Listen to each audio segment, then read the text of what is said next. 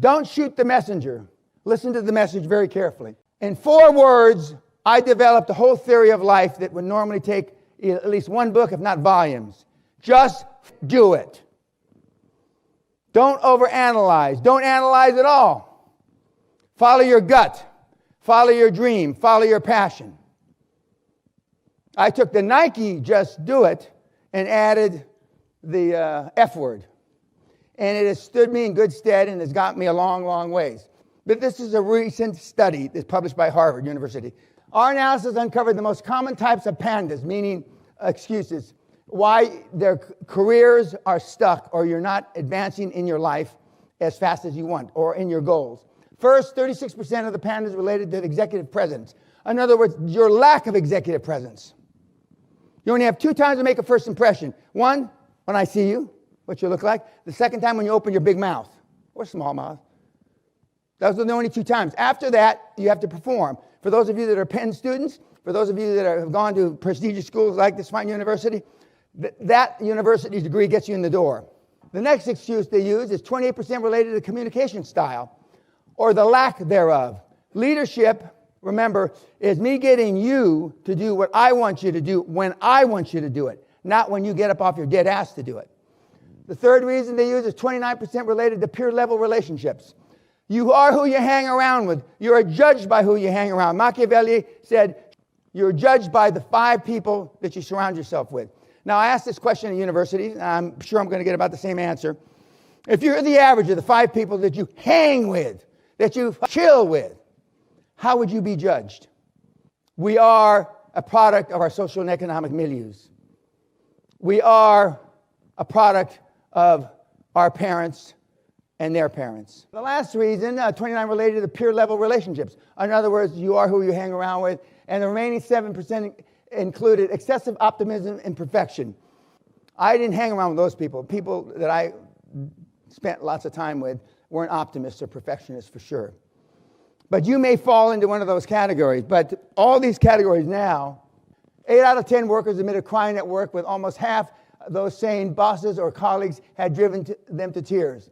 About 14% of the workers say they cry at least once a week and sometimes every day. Now, these kind of statistics didn't exist when I was growing up. They didn't exist.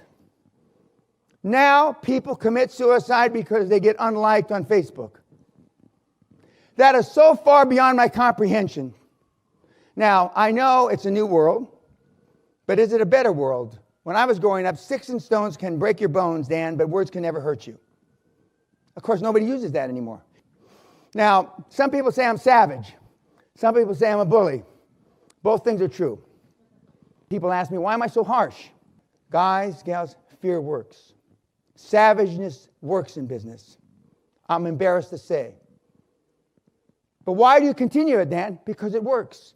And I've created $775 billion with shit brains just like you.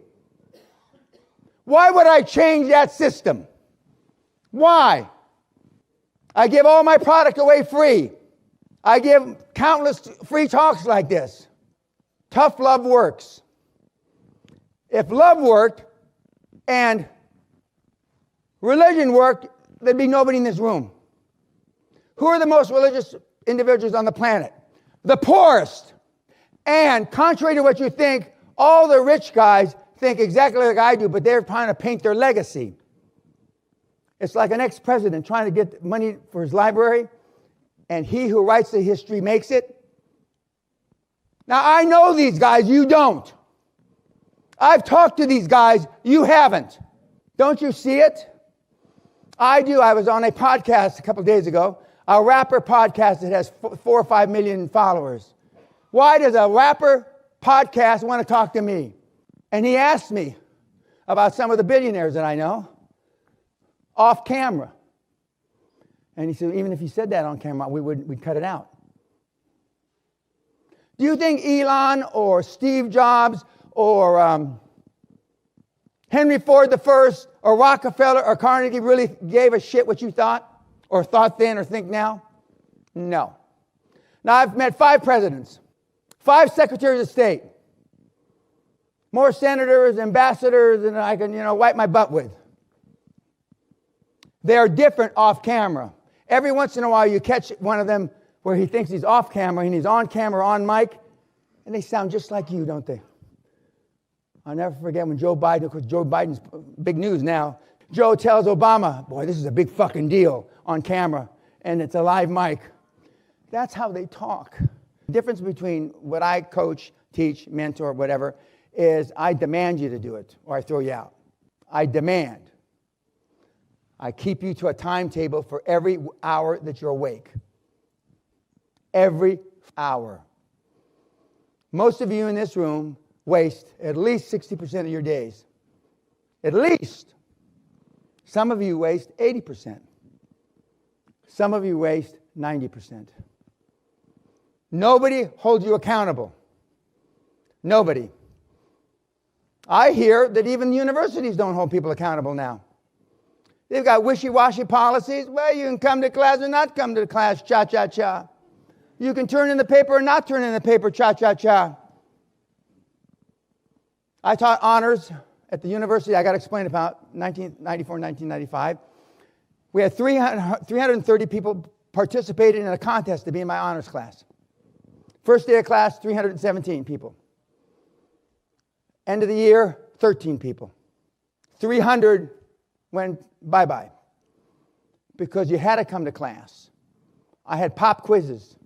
I had homework. I had 3 papers.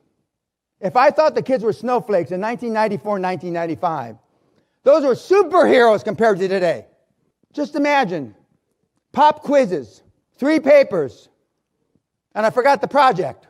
But the 13 that graduated and the 13 that wound up at the end, last man standing, all thought they were going to get A's. Were they surprised? Because they made it through the gauntlet. We gave 1 A and the rest B's. 1 A and the rest B's. And I've been told in later years, if I'd known that, I wouldn't have stayed in the class. I would have gotten out. Eagles fly above the storm. Bill Gates doesn't chill. Henry Ford didn't chill. I don't chill. Show me your friends and I'll show you your future. Now, I have 3 regrets in life. None of them your regrets. I shared them with the vets that we had dinner with last night. 1, I'm a combat-trained Army military officer, highly trained, who never saw combat.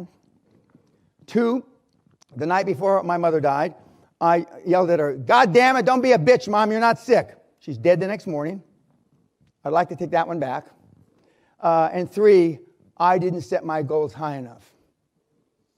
Now, if I didn't set my goals high enough, what can almost everybody in this room say about their goals? But I was blessed when I finally did get my head out of my ass and straighten my act up, which our father and the military helped me do that. I put myself around as many high-performance people as I possibly could. I was with the Onassis group for several years with Konstantin Gratsos, who was a mentor of mine, who was the CEO of Onassis Shipping, who was the best friend for 65 years of Aristotle Onassis. I was with Siemens, one of the largest conglomerates in the world for 10 years, and my mentee, maybe not like you, but you, became CEO of Siemens. And I put myself in difficult positions where the tasks were hard, and I could measure my results, unlike personal development. Being all you can be is a full-time job. I've never seen a part-time high-performance person. Elon Musk is not a part-time high performer. Notwithstanding smoking a joint on Joe Rogan, which I didn't smoke a joint on Joe Rogan. That's probably the only thing Mr. Musk and I have in common, other than he may have stood in this room once, is that, he's not a part-time guy. None of the super high-performer guys, and he's obviously an iconic genius, given all that. Steve Jobs, who I did know, was an iconic genius, and he wasn't part-time. Everything was devoted to his life vis-a-vis Apple in those days. Can you say even something remotely similar about your work ethic? Elon Musk has ran it on about 100-hour work weeks. A guy that works 100 hours can get twice as much done in the same time period as a guy or gal who only works 40 hours. Success leaves clues. I tell the kids, change 1 billion lives, 2 things will happen. 1, you'll be rich. 2, you can then use the money to go save the world. Now the kids want to save the world without making a dime.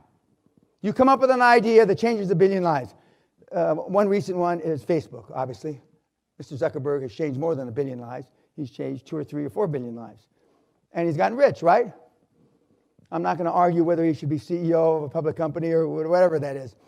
I'm not here to argue whether Elon should be CEO of a public company. Having been CEO of a big public company, I got out right at the right time. I would have gotten so much trouble.